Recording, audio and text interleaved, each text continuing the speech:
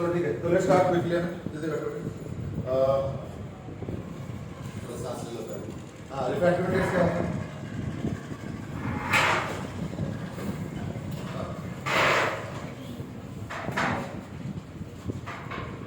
आप क्या करोगे? घर में क्या कर रहे थे? घर में नहीं थे पूरे दिन? सर कल आए सर 5-6 दिन? हाँ सर ये वजह नहीं है, वजह है कि तुमने सीरियसली कहा ही नहीं। रिफ्रैक्टिव इंडेक्स की definition ratio of speed of light vacuum upon speed of light. उल्टा तो नहीं बोल रहे हो बाई चांस? चलो ठीक है। दो रिफ्रैक्टिव इंडेक्स मैंने बोला था याद करने के लिए, एक वाटर और एक ग्लास का, दोनों का वैल्यू बताओ। Water का 3/2, 4/3 और glass का 3/2. इंटरचेंज तो नहीं कर रहे हो बाई चांस? पक्का? अच्छा, हायर जैसे डेंसर और रेयर का हम लोग कहते हैं ना, तो रिफ्रैक्टिव इंडेक्स के टर्म्स में डेंसर रेयर का मतलब क्या है? नंबर 1 और number 2 is that, number 2 question तुम्हारे लिए इज दैट वो रिफ्रैक्टिव इंडेक्स से मैं कैसे डिसाइड करूंगा कि rays away from the normal bend होगा टुवर्ड्स द नॉर्मल बेंड, है ना? तो डेंसर रेयर का बताओ जरा कैसे रिफ्रैक्टिव इंडेक्स के टर्म्स में डिफाइन किया जाता है या बताया जाता है, डिस्क्राइब किया जाता है? क्वेश्चन समझ में आया? रिफ्रैक्टिव इंडेक्स के टर्म्स में डेंसर रेयर का क्या मीनिंग होता है?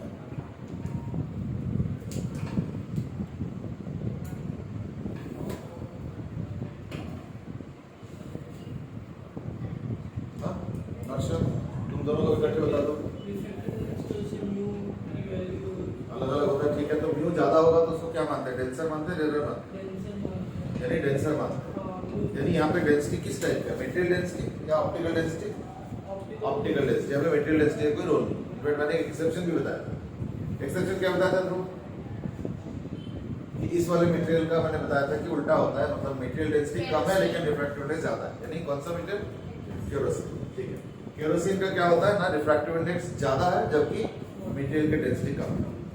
वैसे इन जनरल क्या होता है ना, रिफ्रैक्टिव इंडेक्स और मटेरियल डेंसिटी दोनों का ज्यादा होता है। जैसे एग्जांपल ग्लास, ग्लास देखना पानी में डालोगे तो सिंक कर जाता है, इसको तो उसका मटेरियल डेंसिटी ज्यादा है कंपेयर टू वाटर।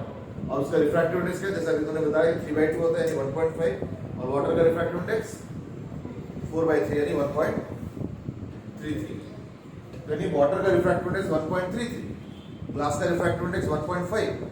तो ग्लास का रिफ्रैक्टिव इंडेक्स भी ज्यादा है और मटेरियल डेंसिटी भी ज्यादा है कंपेयर टू वाटर।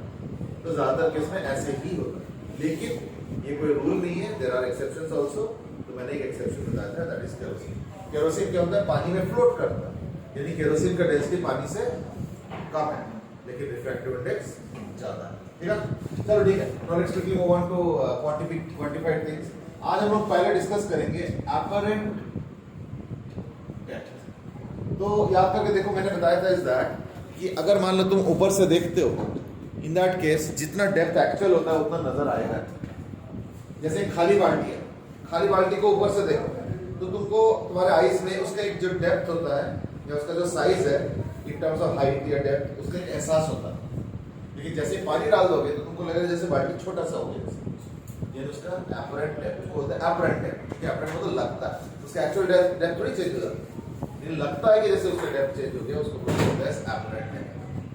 तो उसमें क्या होता है ना, ये हो गया बाल्टी, ये पानी है, यहाँ पे कुछ है जो भी है, और ऐसे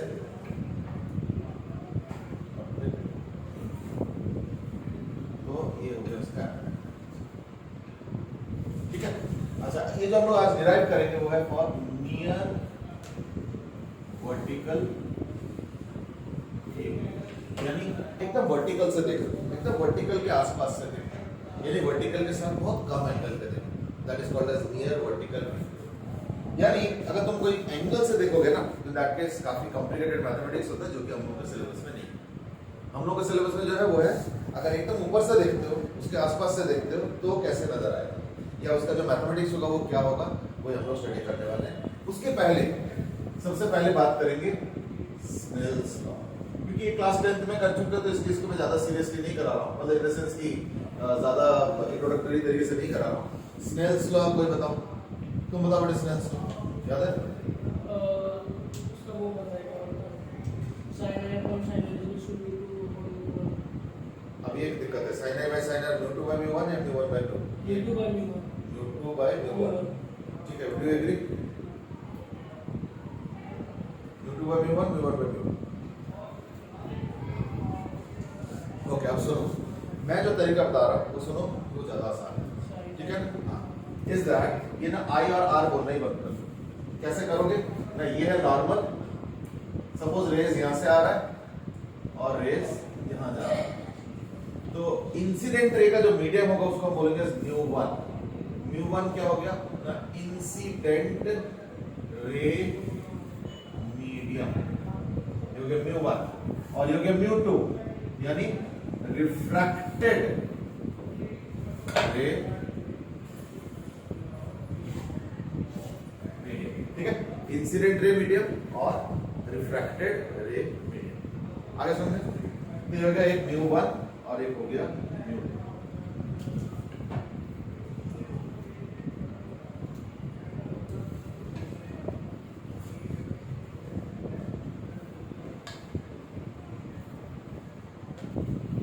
चलो, तो μ1 और μ2 आ गया, इंसिडेंट रे रिफ्रैक्टेड रे। इस फिगर को देख के बताओ कि μ1 ज्यादा है μ2 ज्यादा है? μ1 ज्यादा है μ2 ज्यादा है?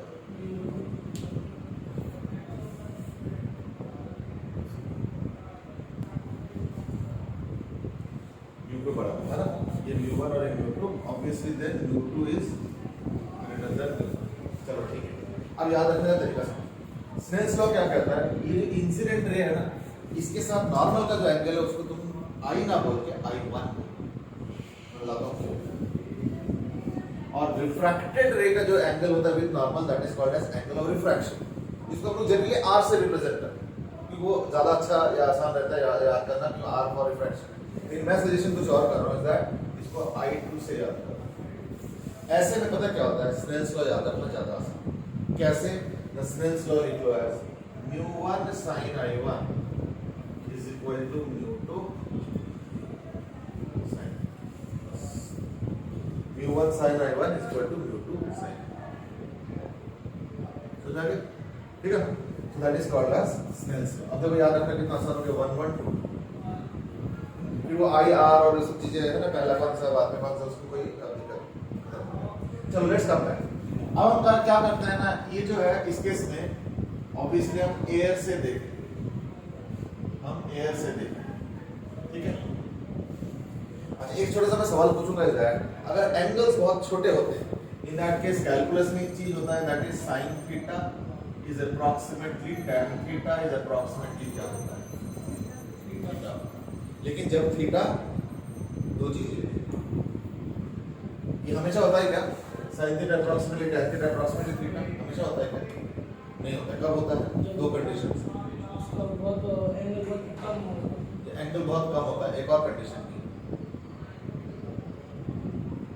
ओके, जब एंगल का यूनिट रेडियंस डिग्रीज में नहीं चलता, ठीक है।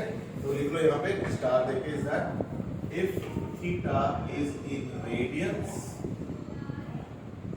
And is very very small, यानी अगर थीटा का वैल्यू वेरी वेरी स्मॉल होगा और रेडियंस में होगा, तब जाके क्या होता है, theta sin theta tan theta तीनों बराबर होगा, ठीक है ना। चलो अब हम आते हैं इस पे, तो ये हो गया i कौन सा, i1 या i2? i2 नहीं, ये i1 ये i1 कैसे होता है, क्योंकि ये इंसिडेंट रे यहाँ से स्टार्ट हो रहा है और फिर यहाँ पे आके पहुंच रहा है, तो ये इंसिडेंट रे इसलिए i1 हो गया, ये रिफ्रैक्टेड रे इसलिए i2 हो गया। इसका पानी का रिफ्रैक्टिव इंडेक्स मान लो μ1 है और एयर का μ2। बाय द वे एयर का रिफ्रैक्टिव इंडेक्स होता क्या है, in this case μ2 is equal to 1, लेकिन आज μ2 1 है, लेकिन कल को ऐसा भी तो हो सकता है कि मान लो कोई और लिक्विड के अंदर कुछ है और उसके ऊपर पानी है, पानी के अंदर से मैं देख रहा हूँ, इन दैट केस तो μ2 1 नहीं होगा, फिर तो μ2 कुछ और होगा। तो देयरफॉर हम सॉल्व जब करेंगे डिराइव करेंगे तो μ1 μ2 में से कोई भी 1 नहीं लेंगे, हम जनरलाइजेशन अगर 1 होगा तो 1 पुट कर देंगे, कितना देर लगता है नहीं? चलो ठीक है, यानी एक काम करो sin I1, अब यहाँ पे एक वर्टिकल लाइन ड्रॉ कर लो, तो sin I1 into μ1 equal to, यानी एज पर स्नेल्स लॉ क्या होता है? As per Snell's law μ1 sin I1 is equal to μ2 sin I2, ठीक है? अच्छा, अब μ1 क्या है? पानी का, चलो राइट है, sin I1 को I1 लिखते हैं, है ना? क्यों? क्योंकि छोटे छोटे एंगल्स नियर वर्टिकल व्यू का ये angles are very small is equal to μ2 sin I2, ठीक है? इसको tan भी तो लिख सकते हो, यानी μ1 tan, बल्कि एक काम करो I1 अलग से लिखने की जरूरत है, tan I1 is equal to μ2 tan I1, ठीक है? Now what is tan I1? अगर ये I1 है तो अल्टरनेट एंगल से भी I1 होगा ना? अच्छा, tan I1 क्या होगा ना, यहाँ से यहाँ तक का जो डिस्टेंस है इसको x ले, तो tan I1 क्या होगा? μ1 tan I1, तो क्या हो जाएगा? tan I1 क्या लिखेंगे? इस राइट एंगल ट्रायंगल में tan I1 क्या आएगा? ये जो राइट एंगल ट्रायंगल है इसमें tan I1, क्योंकि अगर ये I1 है तो ये भी I1 है ना, और अगर ये I2 है तो देखो ये भी I2 होगा, समझ आ रहा है? वर्टिकली ऑपोजिट एंगल्स, ये देखो ये I2 होगा, और अगर ये I2 होगा तो ये भी I2 होगा, क्यों? Alternate angles. ये लेबलिंग देख लो अच्छे से, don't copy for the sake of कॉपिंग, फिर घर जाकर स्ट्रगल होता है, याद नहीं आता कैसे किया। अभी समझ लो, I1 I2 में कोई दिक्कत नहीं होता, ये दो पैरेलल लाइंस है, I1 और I1 ऑल्टरनेट एंगल्स है, ये I2 और I2 वर्टिकली ऑपोजिट एंगल, और ये I2 और I2 ऑल्टरनेट एंगल्स। सब क्लियर है? चलो ठीक है, अब बताओ tan I1 की जगह क्या लिखा जाए? इस राइट एंगल ट्रायंगल को देख के बताओ tan I1 की जगह क्या लिखा जाए?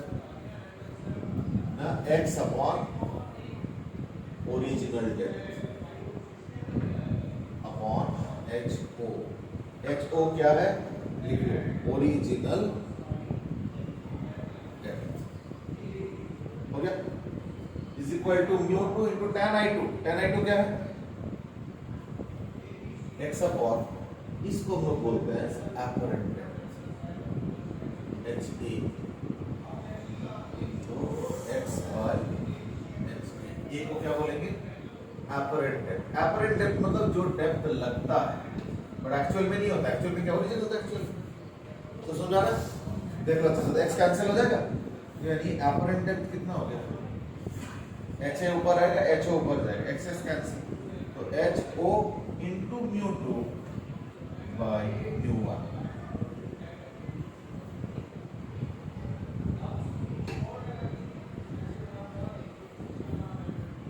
ठीक है? HA is equal to HO into μ2 by μ1।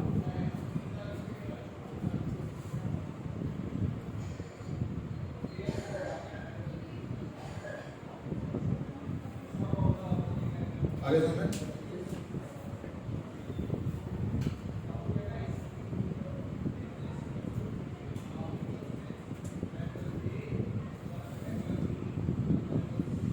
ठीक है ना? कोई दिक्कत किसी को? चलो अब एक काम करो, फटाफट इसके ऊपर एक क्वेश्चन करो। क्वेश्चन क्या है? क्वेश्चन इज दैट यहाँ पे बर्ड उड़ रहा है, मान जो भी है,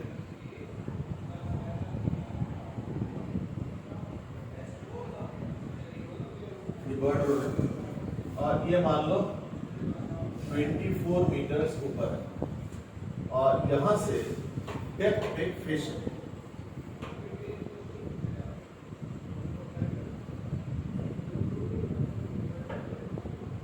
एक फिश है जो कि मान लो 42 मीटर डेप्थ है, 48 मीटर डेप्थ पे फिश है, ठीक है? Question is how far from itself does the bird see the fish? ये अपने से कितना नीचे बर्ड को लग रहा है कि फिश मौजूद है, अपने से कितना दूर नीचे। देखो लैंग्वेज बड़ा इंपॉर्टेंट हो जाता है। मैंने ये नहीं पूछा अपरेंट डेप्थ बता। एक ऊपर का भी कुछ फिर मैं वर्ड कितना ऊपर फ्लाई कर। अच्छा ये डेरिवेशन क्लियर है, इसको कुछ पूछना है? कोई भी लाइन नहीं समझा तो पूछते जाओ बड़ा। अच्छा बेटा ये टैन वाला समझना है सर एक बार ना ना, वो पर्टिकुलर स्टेप पूछा, ऐसे तो पूरा रिपीट करता जाऊंगा मैं, वो तो रिपीट तो तुम कभी भी देख सकते हो, बट स्पेसिफिक पूछो, जैसे ये वाला स्टेप सुनना है। अच्छा अगर ये आ गया तो फिर ये है, मैंने साइन आई को टैन आई कर दिया, क्यों एंगल्स छोटे छोटे क्योंकि नियर वर्टिकल। फिर टैन आई को x बाय h नॉट लिखो, सुनना है।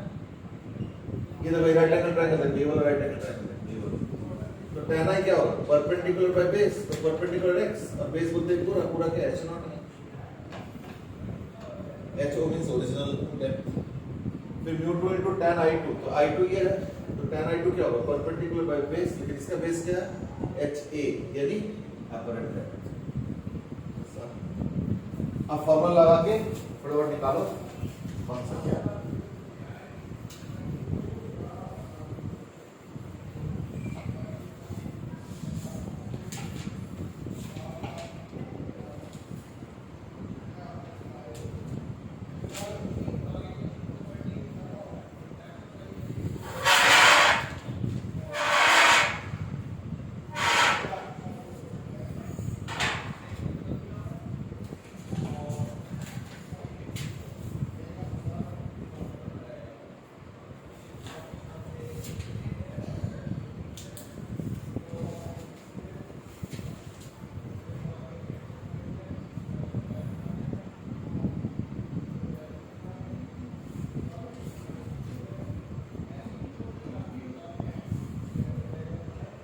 ये क्वेश्चन वैसे देखा जाए तो फटाफट करके आंसर दे सकते हैं, ऐसे कर लो आंसर आगे से आगे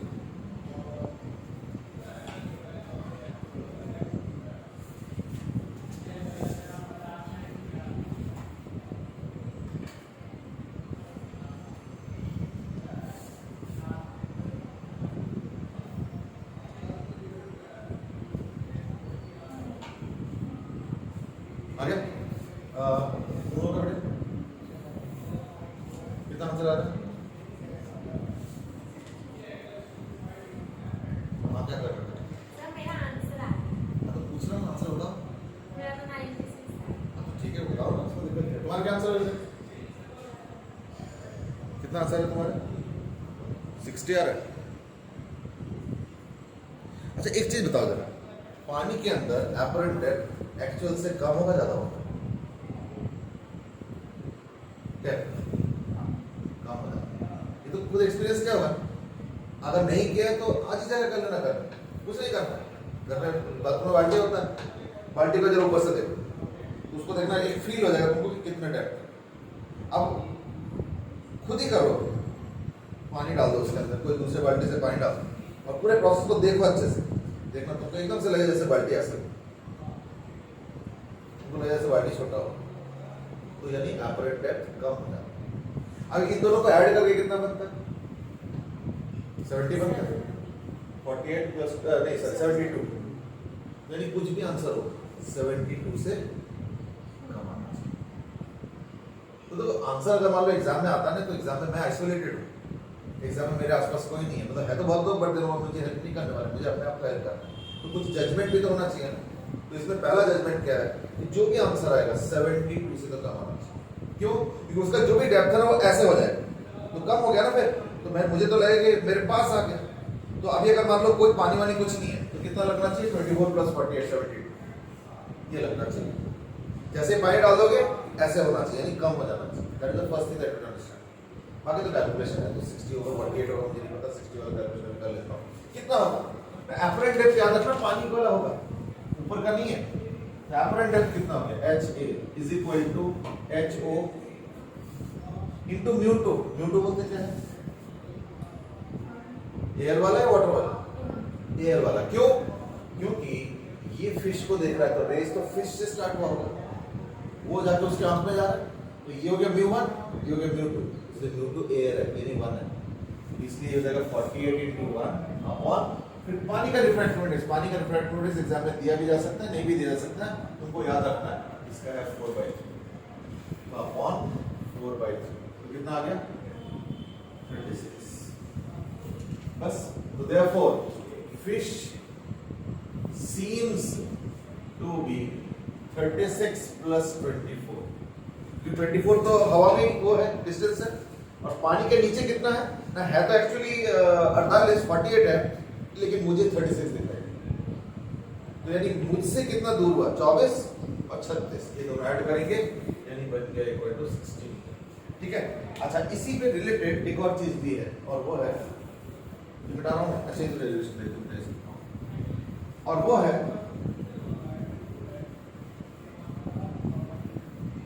लेटरल डिविएशन ठीक है।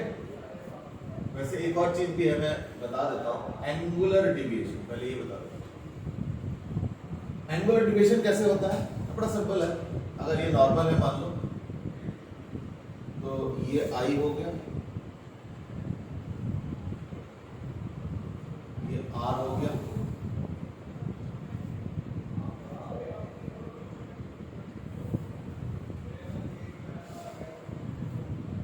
ठीक है तो ये रे ऐसे जाने वाला है तो वर्टिकली ऑपोजिट इसका भी आई होगा ये कितना होगा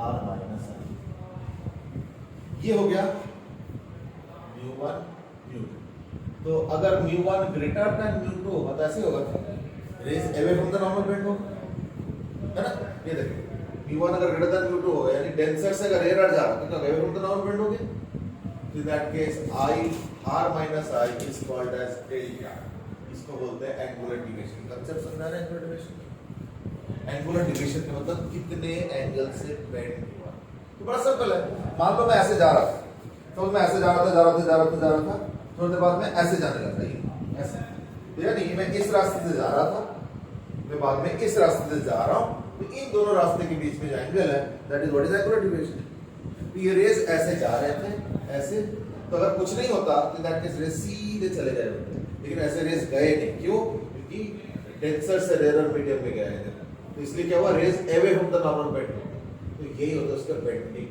तो बेंडिंग को ही कहते हैं एंगुलर डिविएशन थोड़ा सोफिस्टिकेटेड वर्ड है बट एक्चुअल में क्या पूछा जा रहा है बेंडिंग में बताओ bending in terms of angle लेकिन हमेशा इसका आंसर r माइनस आई भी होगा कभी कभी i माइनस आर क्यों क्योंकि हो सकता है कि डेंसर से रेयर ना फिर रेयर से डेंसर जाए तो अगर रेयर से डेंसर जा रहा है इन दैट केस क्या ये आई हो गया और ये टुवर्ड्स द नॉर्मल बेंड हो गया तो ये आर हो गया ये हो गया अगर μ1 क्या लेस देन μ1 लेस देन ऐसे होगा ना रेयर से डेंसर तो इन दैट केस क्या होगा अगर ये आई हुआ तो ये भी आई होगा और ये आर है तो ये एंगल कितना हो गया फिर i माइनस देखो पहले r माइनस आई था अब i माइनस आई इसलिए डेल्टा को इन जनरल क्या बोला जाता है i माइनस r लिख के mod this is the angular deviation जरा क्लियर है तो इसे देखिए ठीक है this is called as angular deviation अब i तो दिया रहता है r जनरली दिया नहीं रहता लेकिन वो सब दिया रहेगा रिफ्रैक्टिव इंडेक्स वगैरह सब उससे आगे निकाल लें अच्छा वो मिटा दिया वो μ1 sin i1 = sin i2 तो उससे निकाल देना i माइनस r या माइनस i निकाल के मॉड लगा दिया मैंने क्यों क्योंकि कभी-कभी away from the normal bend होगा कभी-कभी टुवर्ड्स द नॉर्मल बेंड होगा अब क्लियर चलो अब हम करते हैं लेटरल डिविएशन सब रिफ्रैक्टिव इंडेक्स का पार्ट हम करते हैं what is called as lateral deviation lateral deviation ये हटा दो फिगर कॉपी हो गया बच्चे ये दोनों फिगर इक्वली इंपॉर्टेंट है समझ सोचो कि बड़ा फिगर है छोटा फिगर दोनों एक ही है ये जगह कम था इसलिए ऐसे ग्रुप कॉपी हो गया सारा कुछ एक फिगर दोनों देखो दोनों फिगर हो गए चलो अब हम बात करेंगे लेटरल डिविएशन कहाँ पे होता है ना बहुत जगह होता है बट हम लोग आज जो बात करने वाले हैं वो है ग्लास स्लैब के केस ग्लास स्लैब तो glass slab now what do you mean by lateral deviation let's see that first ये ग्लास स्लैब है suppose सपोज ग्लास स्लैब का जो विड्थ वो है बी,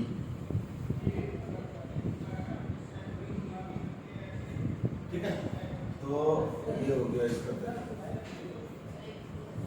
ये इंसिडेंट रे है और ये रिफ्रैक्टेड रे है, और ये अगर सीधा गया होता तो ऐसे गया होता, फिर बाद में ऐसे जाता है।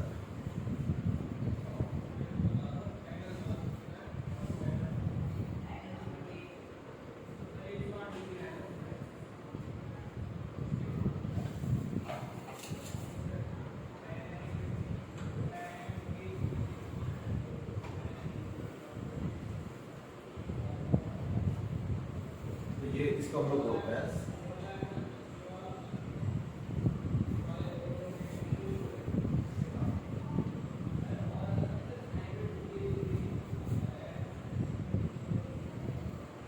these are technical words actually, तो कई बार ना इन टेक्निकल वर्ड्स के वजह से ना याद रखना मुश्किल हो जाता है, बट टेक्निकल लेटरल डिविजन होता है साइडवेज बेंडिंग, कितना साइड में है, जैसे वाला समझो तो मैं ऐसे जा रहा था, इस रास्ते जा रहा था, फिर मैं थोड़ी देर बाद यहाँ आ गया, थोड़ा सा ऐसे आ गया और फिर मैं सीधा जा रहा, इसको हम लोग बोलते हैं लेटरल डिविजन, यानी अपने जगह से या अपने रास्ते से साइड हट जाता है।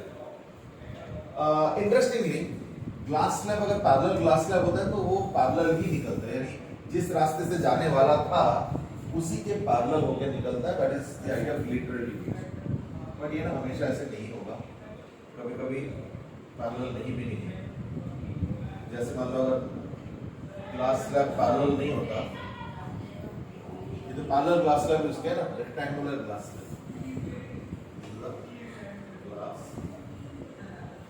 स्लैब, तो इसी के अंदर लेटरल डिविएशन होगा, कितना होगा, कैसे होगा, वो देखो इसके मैथमेटिक्स देखो।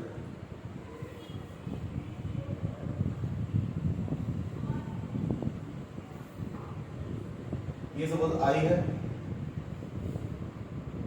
ये आर होगा, बता सकते ये वाला एंगल कितना,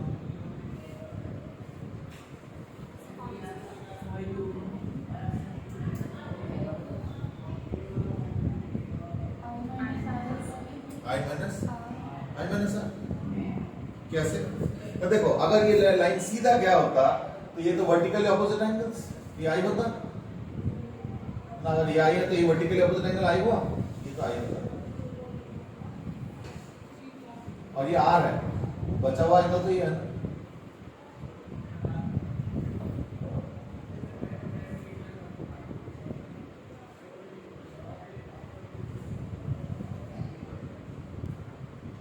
ठीक है, ये आई और आई वर्टिकली ऑपोजिट एंगल, क्योंकि इसी रास्ते को या इसी रे को हमने आगे बढ़ाया, और ये तो नॉर्मल है ही, तो वर्टिकली ऑपोजिट एंगल आई हो गया, और ये हो गया एंगल ऑफ रिफ्रैक्शन आर, तो बीच का जो एंगल है that is called as, that is equal to I minus are,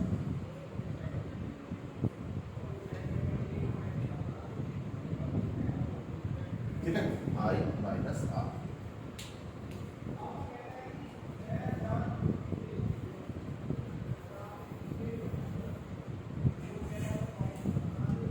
अब आता है लेटरल डिविएशन, इसको हम लोग बोलते हैं लेटरल डिविएशन, ये ना पैरेलल जाएगा तो लेटरल डिविएशन। अब इसको निकालेंगे कैसे, तो यहां से एक परपेंडिकुलर ड्रॉप करो यहाँ, अब बताओ is it this the lateral deviation, यानी बेसिकली क्या करना है, हमें डी निकालना।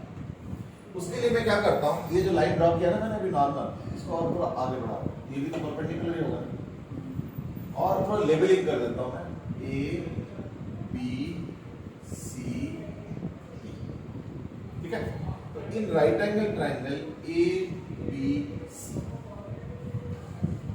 बताओ जरा tan आर या साइन आर क्या होगा, साइन आर क्या होगा, नहीं साइन आर नहीं, कॉस आर क्या होगा, ये ट्राइंगल ए बी सी है तो कॉस आर क्या होगा, बेस बाय हाइपोटेन्यूज, तो बेस बोलते क्या है,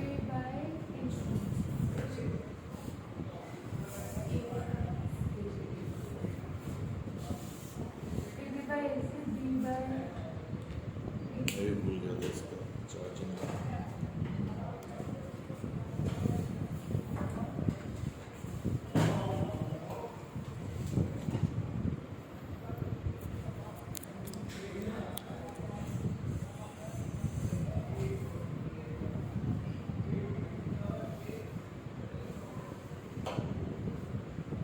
हाँ जी, cos r क्या होगा? AB by AC। क्या हो गया? ये भी क्या है? B और AC तो AC है। चलो ठीक है। तो AC क्या हो गया फिर? B by cos r। AC क्या होगा? ना B upon cos r। Okay. अब एक काम करो, अब यूज करो triangle ABC। In triangle ABC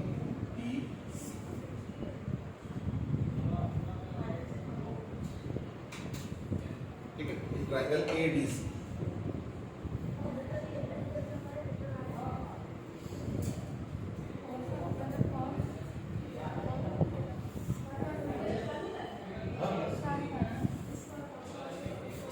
हमें DC निकालना है क्योंकि DC डिवीजन है। तो और I माइनस आर को यूज करेंगे कैसे? साइन I माइनस आर क्या होगा? DC by AC। साइन मालूम है ना, परपेंडिकुलर हाइपोटेन्यूज। तो इसके परपेंडिकुलर क्या होगा? ऑपोजिट साइड मतलब DC है, और हाइपोटेन्यूज इस राइट एंगल ट्रायंगल का हाइपोटेन्यूज कौन है? AC है। तो ना देख लो अच्छे से। तो in triangle ADC sine I minus R is equal to DC by AC। ये कोई भी चीज ना बिना समझ के मत कॉपी करो। और DC is nothing but deviation, यही तो हमें निकालना है। इज D यानी D बाई AC। लेकिन AC तो हमने निकाला, करना क्या है?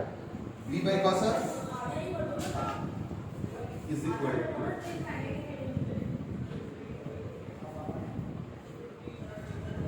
Equal to D into cos r by B। ये भाई तो है क्या? Sine I minus R. ठीक है, तो थोड़ा जगह कम है। हाँ नहीं जगह है यानी। अब एक काम करो, साइन I माइनस आर इसके बराबर है, और हमें D निकालना है। तो D क्या हो जाएगा फिर? मैं B को ऊपर लेके आ जाओ और cos r पर नीचे लेके आ जाओ, यानी क्या हो गया ना? B by cos r। ठीक है, इनटू इसको हम लोग बोलते हैं लेटरल इमेज।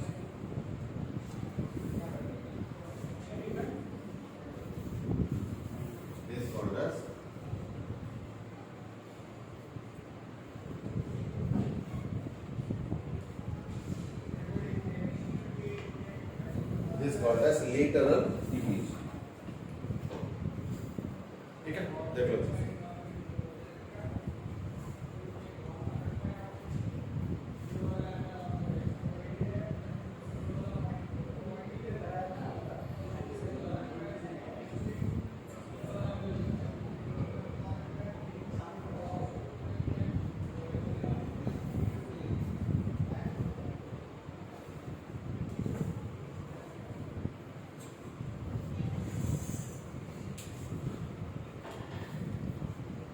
भाई अब देखो, दोनों ही डेरिवेशन था, और ये डेरिवेशन थोड़ा ज्यादा डिफिकल्ट है, इसको देख लो अच्छे से।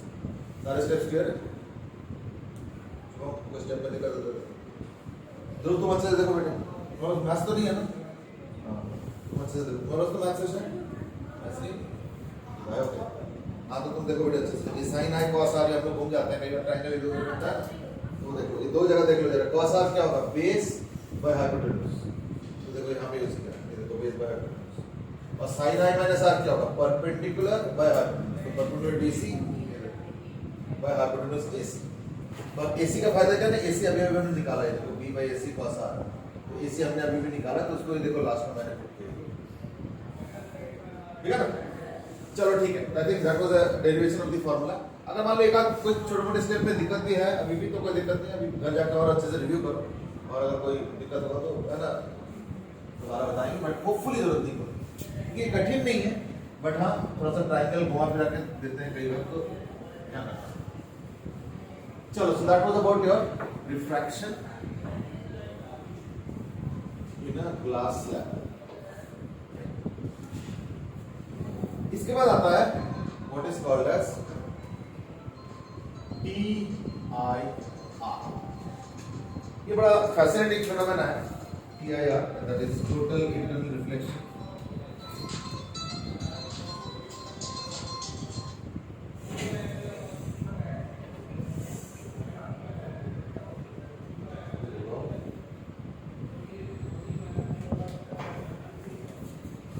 TIR क्या है? ठीक है ना, TIR something that you read in class 10।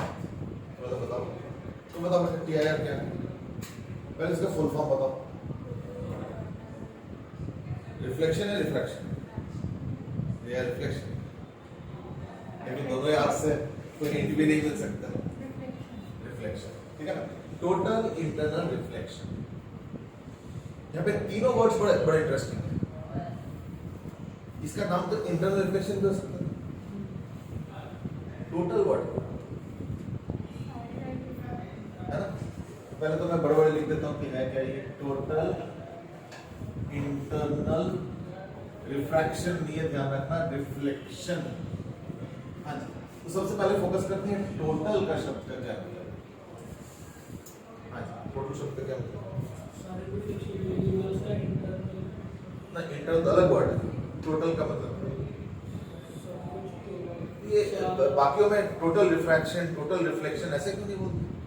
Total internal reflection total उसे। इसके पहले भी तो हमने पढ़ा ना, रिफ्लेक्शन पढ़ा हमने, मिरर में पढ़ा, फिर हमने रिफ्रैक्शन पढ़ा, अभी पूरा नहीं पढ़ा, एक बार पढ़ना तो स्टार्ट कर ही दिया। रिफ्रैक्शन में ग्लास स्लैब कर लिया, अपरेंट डेप्थ कर लिया, ये सब पानी वानी में, तो वहाँ तो टोटल रिफ्रैक्शन वगैरह ऐसे कुछ नहीं बोला। यहाँ क्या होता है फिर? बाकियों में क्या होता है? क्या होता है फिर? जितने फॉल करते उतने ही अगर करते तो सारे हो गए।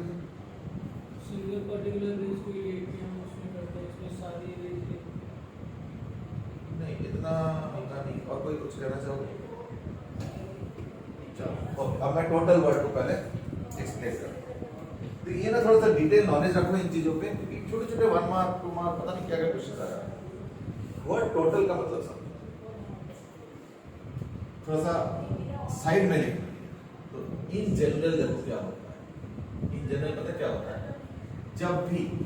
जब भी कोई रे एक मीडियम से दूसरे मीडियम में जाता है, ये TIR छोड़ दो, जब भी एक रे दूसरे मीडियम में जाता है तो क्या होता है, जरा देखो, दो अलग केस में क्या होता है, रिफ्रैक्शन हो रहा है, लेकिन थोड़े से रिफ्लेक्शन भी हो रहा है। मैं क्या लिखूंगा, मोस्टली। अगर मीडियम ट्रांसपेरेंट है तो मोस्टली क्या होता है, रिफ्रैक्शन होता है, but a small percentage of light reflect भी करता है। तो ये जो small percentage of light is reflected also. ठीक है,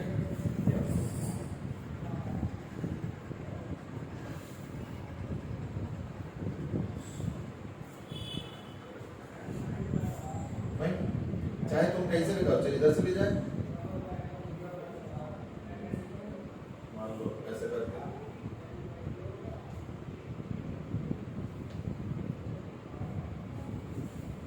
दोनों टाइप के केस दिखा दिया। एक में है टुवर्ड्स द नॉर्मल और एक में है अवे फ्रॉम द नॉर्मल। दोनों केस में क्या होता है, थोड़े बहुत, ज्यादा नहीं, 2-4-5% रिफ्लेक्ट ही करता है। मैंने क्या लिखा, अ स्मॉल परसेंटेज, ये परसेंटेज लिखा है, small percentage of light is reflected also. ठीक है, small percentage of light is reflected also, लेकिन mostly refraction, तो इसमें भी यही है, mostly refraction, एक ही चीज है, बट एक यहाँ पे इंसिडेंट रे ऊपर है, रिफ्रैक्टेड रे नीचे है, और यहाँ पे इंसिडेंट रे नीचे है, रिफ्रैक्टेड रे ऊपर है। इतना फर्क बनाया मैंने, बट है एक ही चीज। लेकिन TIR में क्या होता है ना, all the rays, यानी 100% rays are reflected if conditions for TIR are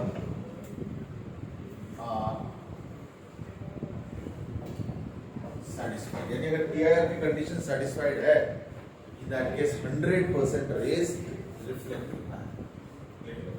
100% rays are reflected if conditions for TIR are satisfied.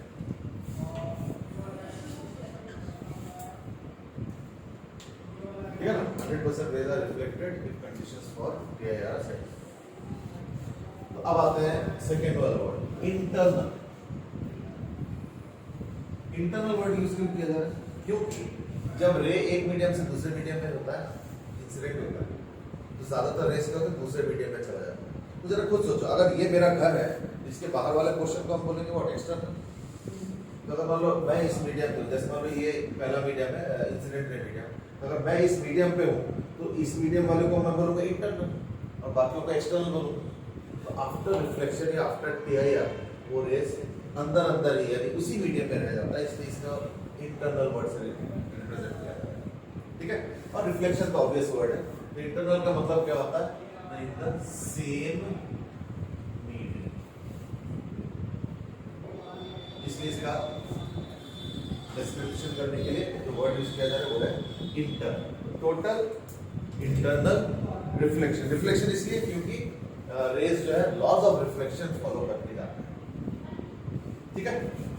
तो अब हम लिखेंगे टीआईआर के बारे में. टीआईआर होता क्या है? तो लिखो इसके अगर मान लो आता है what do you mean by TIR या डिफाइन टीआईआर या डिस्क्राइब टीआईआर, तो एक पर्टिकुलर लैंग्वेज यूज करना होगा. मैं वही लिखवा देता हूँ सो दैट इसको पढ़ोगे तो उसी लैंग्वेज को पिकअप करके देखो, रेट्रोफिकेशन करके मत जाना. क्योंकि मैंने पहले अगर याद होगा एक दिन बताया था, इज दैट जितना ज्यादा याद रखने का तुमको एम है होगा, उसका तरीका होता है कि कम याद. ज्यादा याद करके ज्यादा याद नहीं रखना, कम याद करके ज्यादा याद रखना. क्यों? क्योंकि हम याद करने की कोशिश नहीं करते. हम एक ऐसे स्ट्रक्चर बना के जा रहे हैं दिमाग में कि वो स्ट्रक्चर से आंसर खुद से निकल आए. और हाँ, अपने तरीके से एक्सप्रेस करना आना चाहिए, उसके बगैर नहीं. एक्सप्रेस करना देखो आना चाहिए, उसके बगैर कैसे है. अब देखो टीआईआर को कैसे लिखेंगे, लिखने का जो लैंग्वेज है वो लिखो. व्हेन अ रे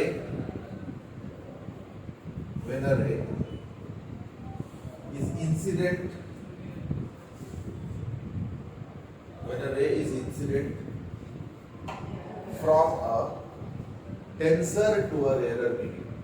From a tensor to a rarer medium. From a tensor to a rarer medium. When a ray is incident from a tensor to a rarer medium, with angle of incidence greater than critical angle. अभी सब नए नए चीजें आने देखे. तो with angle of incidence greater than critical angle, with angle of incidence greater than critical angle, then the incident ray reflects back. Then the incident ray reflects back to the same medium. Reflects back to the same medium, following laws of reflection.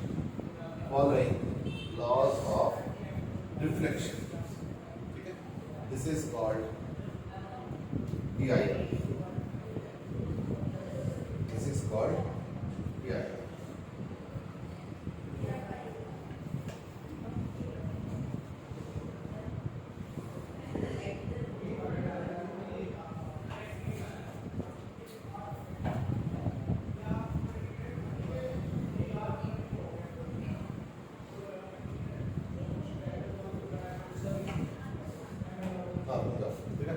मैं सिर्फ TR के ऊपर बस एक वो बनाने वाला हूँ,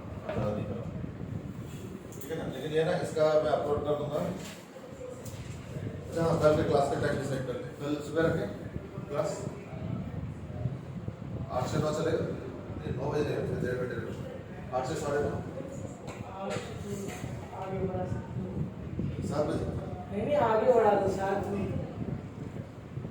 8:30 से 10 नहीं, फिर उधर मुझे 10 बजे टेस्ट देना. क्लास का ड्यूरेशन कम नहीं है. 8 से 9:30 रखें. कोई नहीं. टेस्ट भी है. हाँ, आपका टेस्ट है. 9:30. तो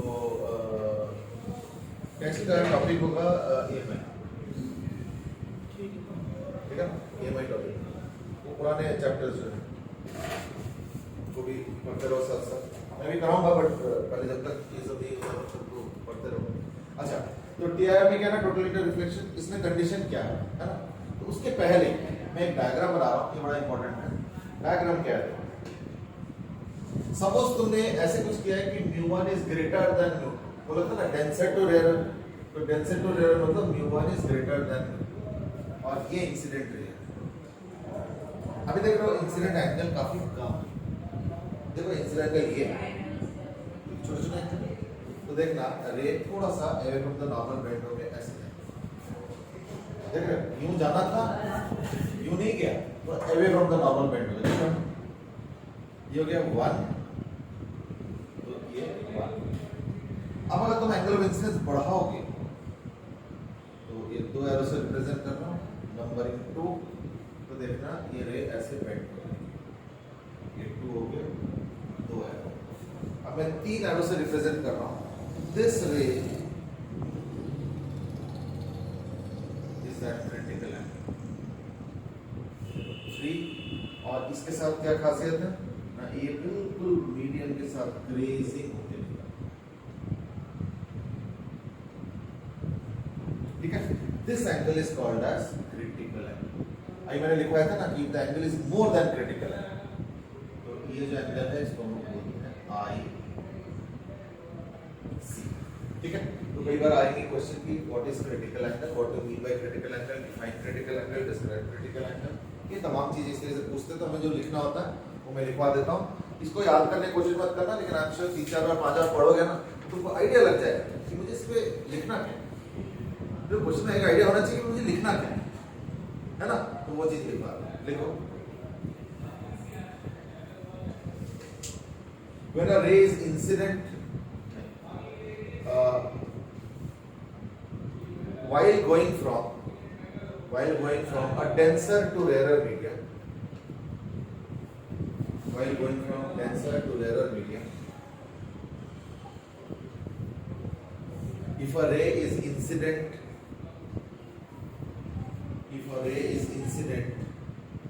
at an angle equal to critical angle, ठीक है, at an angle equal to critical angle,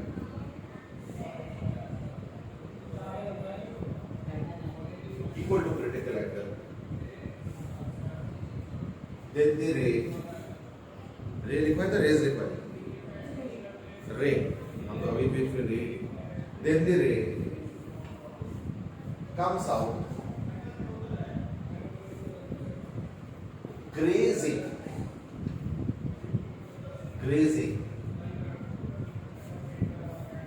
the interface of the two media, grazing the interface of the two media, grazing the interface of the two media, ठीक है। ये होता है critical, already critical angle आ गया ना बीच में, ये होता है क्रिटिकल एंगल। तो क्रिटिकल एंगल कौन सा एंगल है ना, वो एंगल है जिसमें अगर तुम रे को इंसिडेंट कराओ while going from denser to rare, तो देखो एकदम ग्रेजिंग होकर आएगा, ग्रेजिंग मतलब जो उसका इंटरफेस है ना उसको छूते हुए आएगा, सब टच करते हुए, और ग्रेजिंग रे का, तो इसी को हम लोग बोलते हैं ग्रेजिंग रे।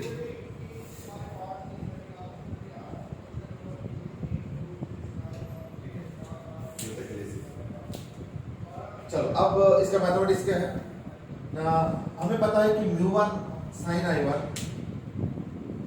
हमें पता है अकॉर्डिंग टू स्नेल्स लॉ, हमें पता है μ1 sin I1 is equal to μ2 sin I2। अब एक काम करो, μ1 को तो μ1 रहने दो, sin I1 क्या है, sin IC, ठीक है, और μ2 तो चलो μ2। अभी बताओ ग्रेजिंग रे का खासियत क्या है कि उसका एंगल ऑफ रिफ्रैक्शन 90 डिग्री। कैसे, हमेशा याद रखना, कोई भी रे हो, चाहे इंसिडेंट हो, रिफ्रैक्टेड हो, रिफ्लेक्टेड हो, कुछ भी, उसका जो एंगल होता है ना वो हमेशा नॉर्मल यानी परपेंडिकुलर से मेजर करें।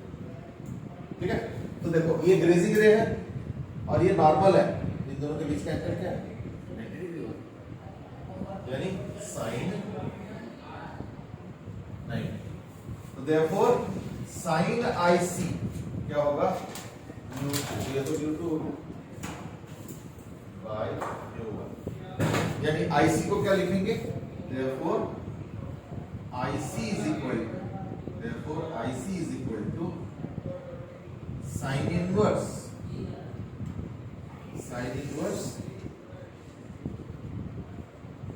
by √1।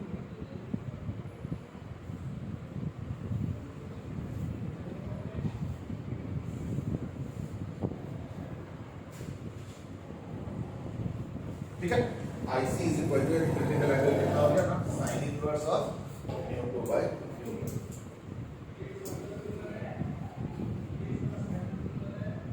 क्लियर?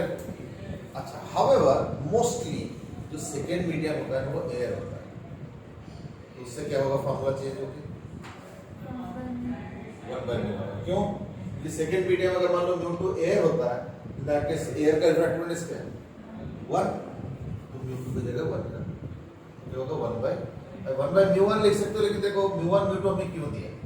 क्योंकि अलग अलग रिफ्रैक्टिव इंडेक्स है, इसका µ1 और इसका 1 µ2। पर अगर ये तुमको ऑलरेडी मालूम है इसका रिफ्रैक्टिव इंडेक्स 1 है, तो जब हम लोग फिर इसको µ1 नहीं लिखते, हम लोग तो µ लिखते हैं, है ना? तो लिख दो in that case is that, चलो ये मैं मिटा देता हूं, तो नोट कर लिया होगा हम श्योर। ठीक है, तो मैं लिख देता हूं इज दैट मोस्टली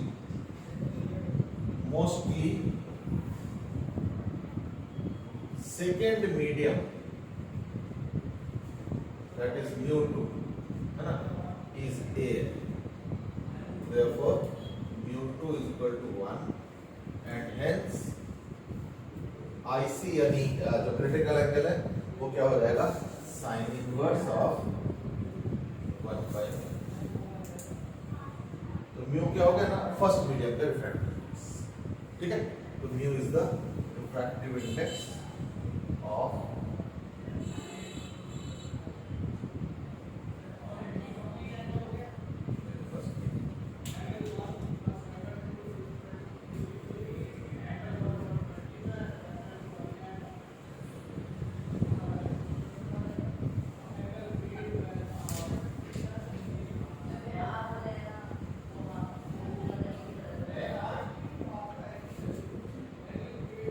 अब लिख लो एग्जांपल्स ऑफ PIR।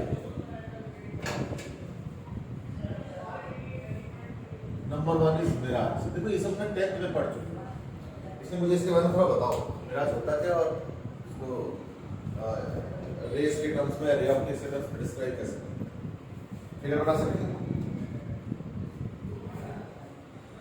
चलो पहले बताओ मिराज होता क्या है, पढ़े तो होंगे।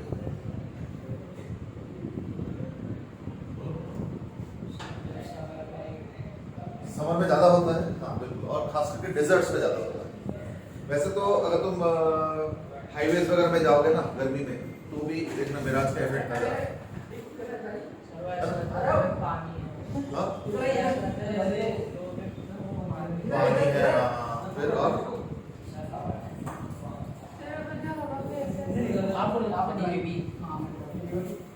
बताओ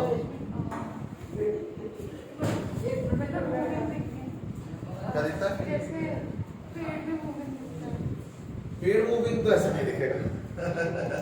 पेड़ मूविंग तो तब दिखेगा जब पेड़ एक्चुअल मूव कर रहा है, तो स्विंग वाला मूवमेंट है।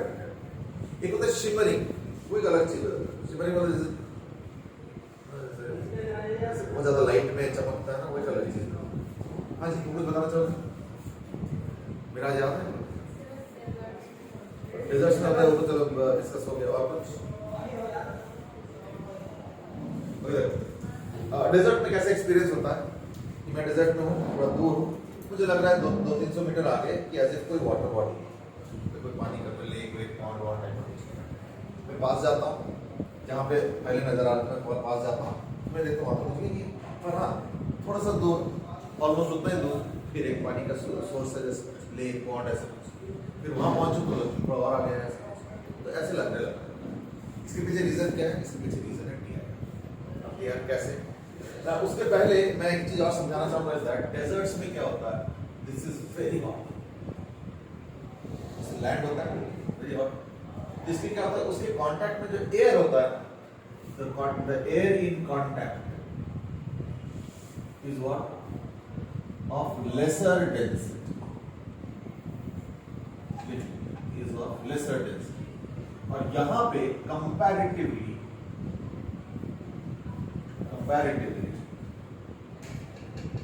मोर डेंस एयर रहता है। अब जरा समझो क्या होगा, मान लो यहाँ पे कोई पेड़ है, जो पेड़ पौधा कुछ है, अब एक इंसिडेंट में यूं गया तो वो तो डेंसर से रेयर में जा रहा है, air from the normal bend होगा, तो लेट अस से air from the normal bend होगा, ऐसे आ रहा था air from the normal bend होगा, फिर एयर फ्रॉम द नॉर्मल, फिर एयर फ्रॉम द नॉर्मल, फिर ऐसे करते करते ये देखना रेस यूं आके कभी ना कभी देखना ऐसे करके यहाँ पे आएंगे कोई एक मीडियम, और पता चला उसका जो क्रिटिकल एंगल है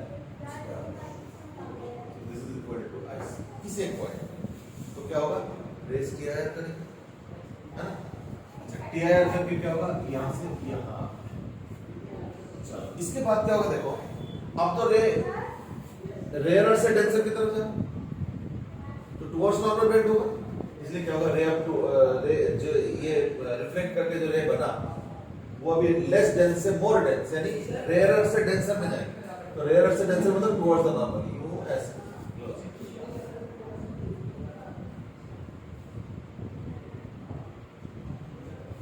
ठीक है। तो अब अगर तुम यहां से देखोगे कहीं, ठीक है, मान लो तुम कोई कैमल बैक पे बैठे हो या कोई वहां पे कोई स्टैंड है बैठे कुछ देख रहे हो या कभी भी खड़े हो, तुमको क्या दिखेगा, तुमको तो दिखेगा ऐसा, तो जो पीछे कर दो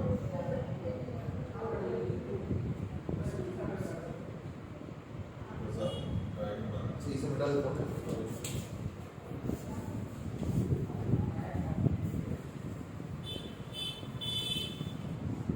ठीक है, तुमको दिख रहा है ये यानी तुमको लगेगा इसका रिफ्लेक्टेड, आप बताओ जो लैंड होता है उसमें कोई रिफ्लेक्शन होता है नहीं होता, तो हम लोग क्या इमेजिन कर लेते हैं कि इसके मतलब वहाँ पे कोई ना कोई पानी का कुछ होगा जरूर, तो जिसकी वजह से जो पेड़ या पौधा है उसका रिफ्लेक्टेड इमेज मुझे जमीन के नीचे जमीन के नीचे, तो देखो this is an interesting thing है, मिराज में हमें पानी दिखता ही नहीं, समझो इसको, मिराज में पानी नहीं दिखता, मिनट्स अभी तक क्या रहती है पानी दिखता है, पानी वाला इमेजिनेशन हम लोग कर लेते हैं, क्यों, क्योंकि तो हम लोग एक्सपीरियंस से मालूम है कि अगर मान लो जैसे यहाँ पे कोई पेड़ है, क्या तुम एक्सपेक्ट करोगे उसका रिफ्लेक्शन भी देखेगा तुम, क्यों नहीं एक्सपेक्ट करते, तो तुमको पता है कि रोड बगल में जो ड्रेन का कवर है, उसके बगल में जो खेत है या जो ग्राउंड है जमीन है, उसमें कोई रिफ्लेक्शन नहीं होता, अगर रिफ्लेक्शन हो रहा है तो हमारा माइंड इमेजिन कर लेता है कि वहाँ पे जरूर कोई वाटर बॉडी हो। So the interesting thing about mirage is that we feel there is a water body, but there is actually no water body. Water body is our imagination because of PIR. What is so special about PIR? Now we see a image of a tree inside the ground. तो inside the ground कैसे image हो सकता है? हमारा mind खुद ही imagine कर लेता है कि इसमें तो वहाँ पे कोई वाटर बॉडी होगा, उससे रिफ्लेक्शन, ये हम लोग की इमेजिनेशन, समझे ना? That's how. So therefore we see a reflected image of the tree. So this is a reflected image. So we imagine a water body. ठीक है ना? ये जो water body का जो चीज है, it's an imagination. तो ये हो गया first thing, that is PIR.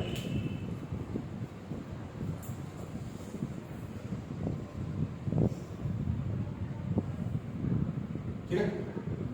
एक सेकेंड में लिख लो। ओ अच्छा, चलो ठीक है, चलो ठीक है, फिर कल का क्लास रख दूंगा मैं।